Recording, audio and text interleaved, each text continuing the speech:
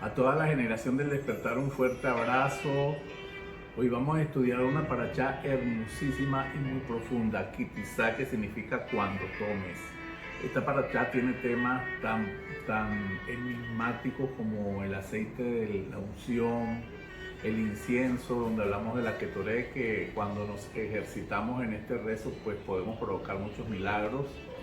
Y definitivamente comenzamos la parachá con el tema del censo, pero profundizamos cuando entramos al tema del becerro de oro, que eso da mucho para hablar, mucho para profundizar, y es un tema que nos enseña hasta el día de hoy, porque por generaciones hemos visto el efecto del pecado del becerro de oro. Yo soy Isaac Chamuel y ustedes son la generación del despertar. La porción bíblica de esta semana comprende desde Shemot 30, 11 al capítulo 34, 35. Esta parachá comienza con el siguiente texto. Hashem le dijo a Moshe: cuando censes a los israelitas para establecer su número, no lo cuentes uno por uno. Cada uno deberá entregar una moneda como contribución, como rescate de su alma, para que no haya ninguna plaga mortal entre ellos a causa del censo. Aquí hay un misterio muy grande. Vemos que la Torah nos enseña que no se deben contabilizar las personas, que nuestras bendiciones no se deben de contabilizar porque se despierta el Sitrat Hará o el otro lado, las Klipot, y debemos tener en cuenta las indicaciones que nos dan aquí. Cuando Hashem le pide a Moshe, después del pecado del becerro de oro, para saber y establecer el número de los israelitas, claro que Dios sabía cuántas personas habían quedado, pero era necesario establecer este censo porque habían muerto más de 3.000 personas a causa del pecado. El conteo no se podía hacer cabeza a cabeza, sino que se entregaba medio shekel para que en medio de ellos no hubiese mortandad. La palabra shekel tiene un valor numérico de 430, igual que la palabra nefes. Shekel es la moneda oficial de Israel y nefes es nuestra alma. Entonces, cuando nosotros aportamos en medio del conteo ese medio shekel para el tabernáculo, entonces Dios rescata nuestra alma. Por eso es la relación de los 430. Siempre que hay una palabra en el hebreo que tiene el mismo valor numérico, está íntimamente relacionada. Entonces dicen los sabios: cuando algo es numerado no puede haber bendición. Cuando algo es contado no puede haber bendición. La bendición no se puede asentar sobre algo que ha sido contabilizado. Y al no poder asentarse esta bendición, se le da el derecho legal al Sitrat Hará o al otro lado, o a la Klipó o al mal de ojo, que es Ain Hará. Entonces, esta contabilización, si no se hace por medio de un objeto, va a traer que esta maldad o este Sitrat Hará venga y se asente sobre eso que quedó vacío. ¿Por qué se pierde la bendición cuando algo es contabilizado? Porque las cosas son infinitas y cuando empezamos a contar uno a uno cada cosa, estamos poniendo un límite, le estamos quitando su esencia. Inmediatamente, para evitar que ocurra algo terrible, pues debemos declarar una verajá o hacer un donativo con el propósito de rescatar el alma.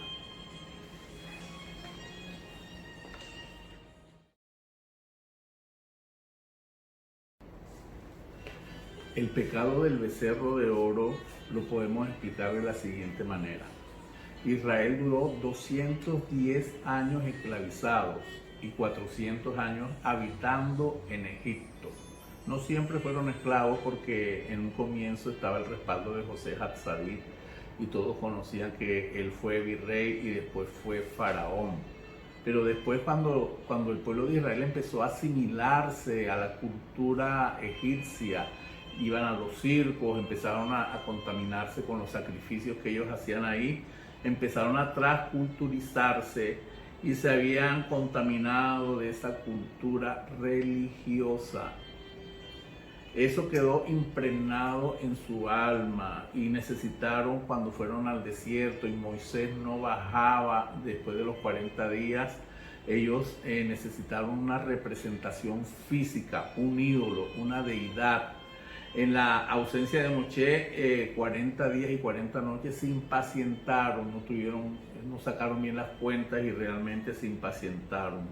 Ellos querían materializar lo divino, aunque habían vivido experiencias maravillosas. Cuando vivieron en Egipto fueron testigos presenciales de las 10 plagas de Egipto, testigos presenciales cómo se abrió el mar, testigos de cómo Moshe detuvo el sol para ganar la guerra contra Amalek, y muchas señales, la columna de fuego, las nubes de gloria.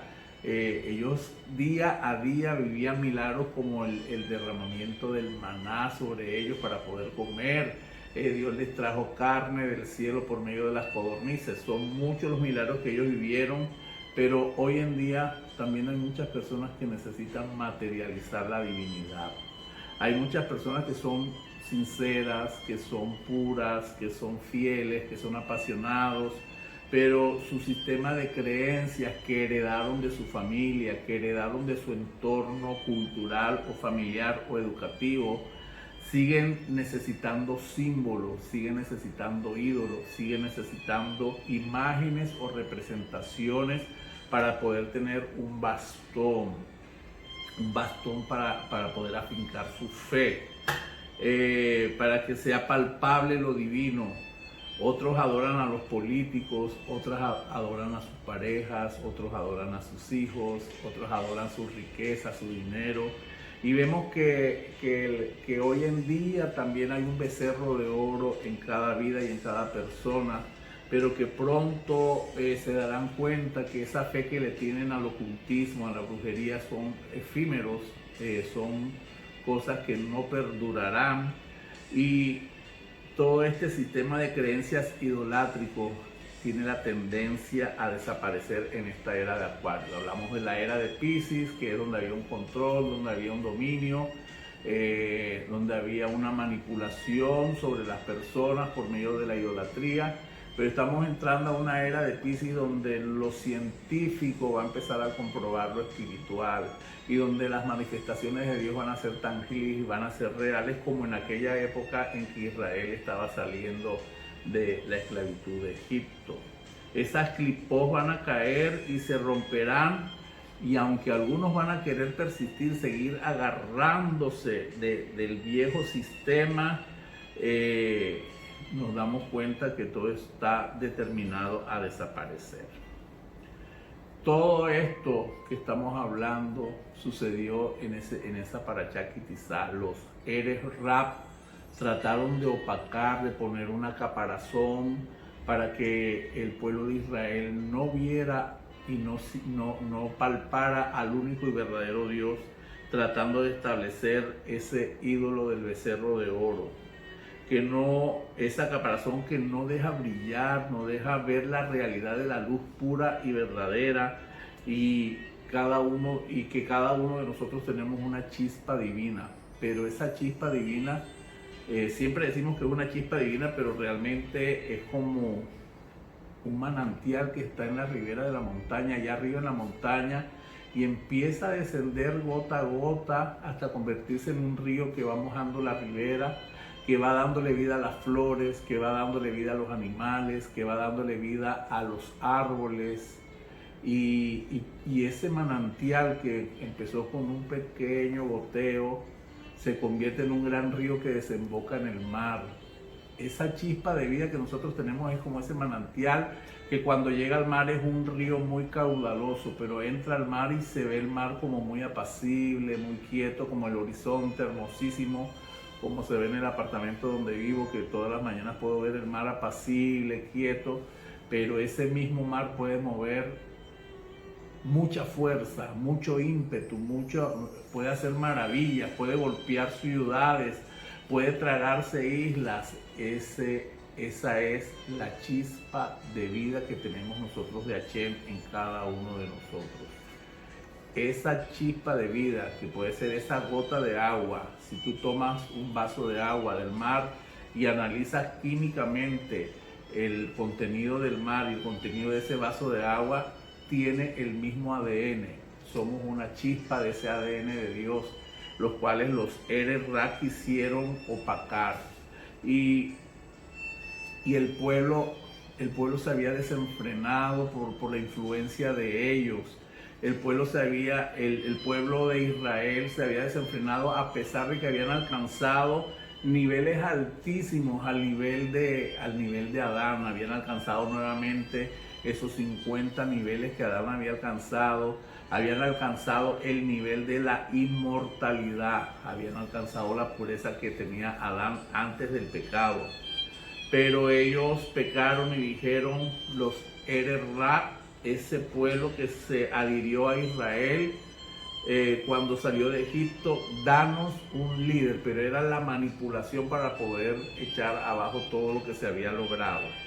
¿Quiénes eran ellos? Los Ere-Ra era la generación que murió en el diluvio. Recuerden que antes del diluvio Dios se había arrepentido de haber creado al hombre porque se habían mezclado, se habían paganizado, había mucha corrupción, mucha perversión, y en el diluvio hubo esa catástrofe, tuvo que ser todo deshecho por medio del agua. Esa fue la generación de la Torre de Babel y esa fue la generación de los magos de Egipto. Son los que hicieron el becerro de oro.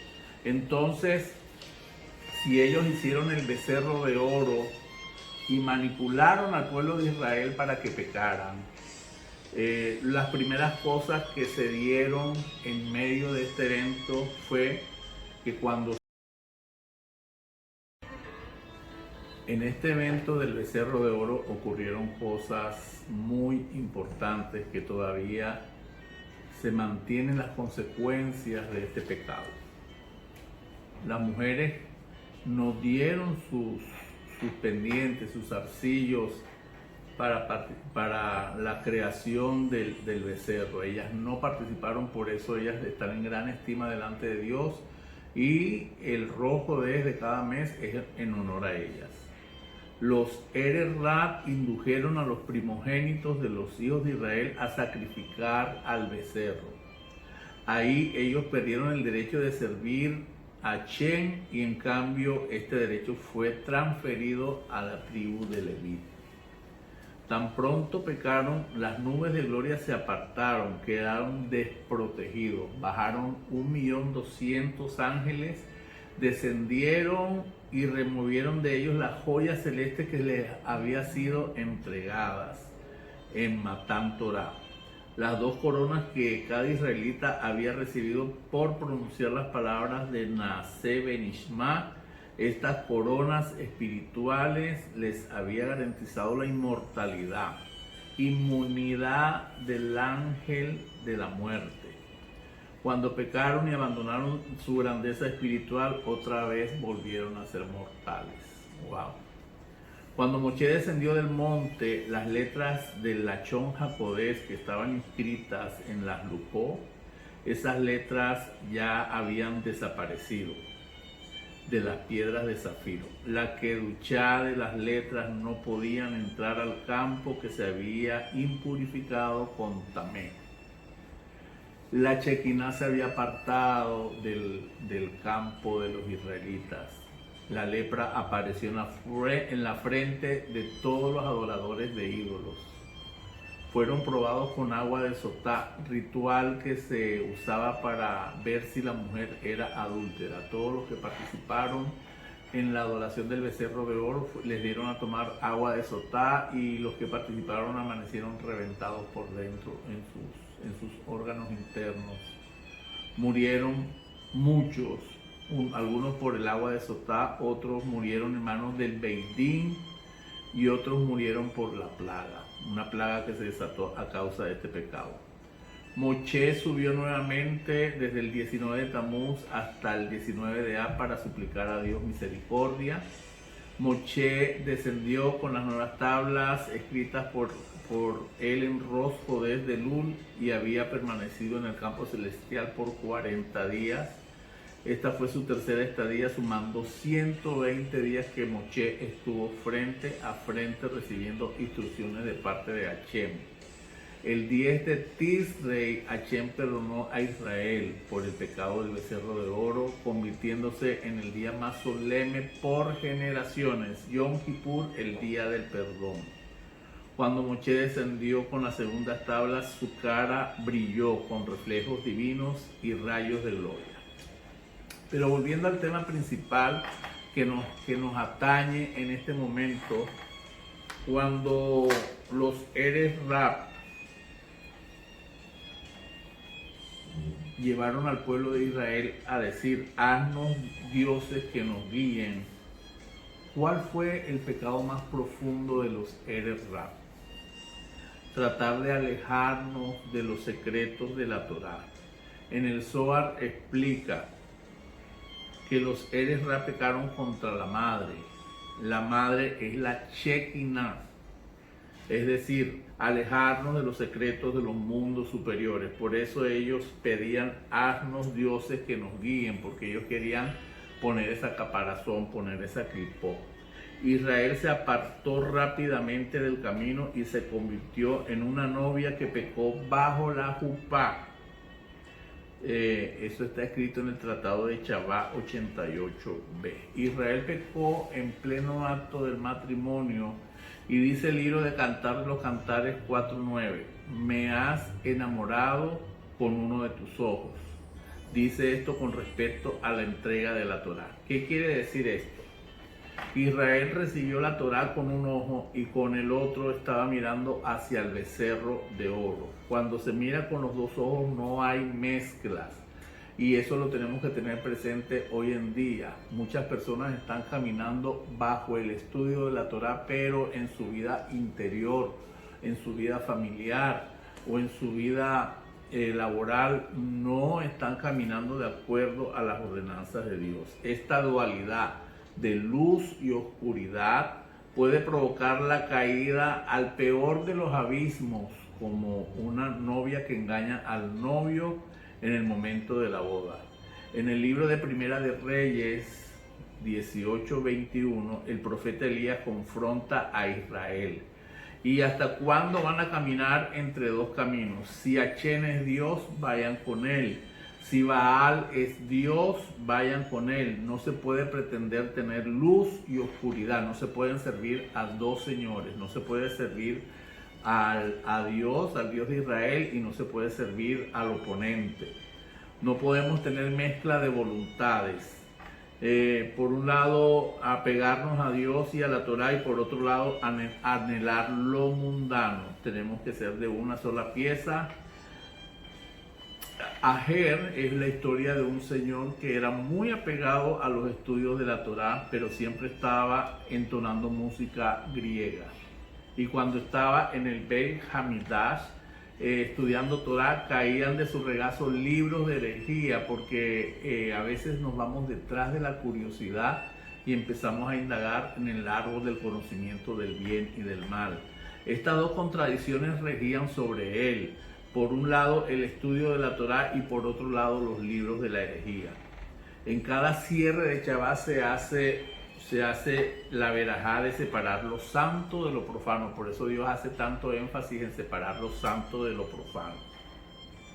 Para muchos y para nuestros hijos todo es normal. Hoy los medios masivos están bombardeando a la juventud y a todas las personas diciendo que las escrituras están obsoletas, que hay que renovar. Hasta nos damos cuenta de que para nuestros hijos su criterio se está siendo formado a causa de los medios masivos, y todo es normal. Es lo mismo Harry Potter que un libro de escrituras bíblicas. No hay ninguna diferencia, más hay una fascinación más por Harry Potter que por las cosas santas. Este criterio formado por el bombardeo de medios masivos puede hacer caer en grandes abismos a nuestra familia, donde difícilmente pueden retornar. Pero estamos entrando en la era mesiánica, que la luz del Supremo va a irradiar y va a resplandecer sobre toda la tierra, porque la tierra será llena del conocimiento de su gloria.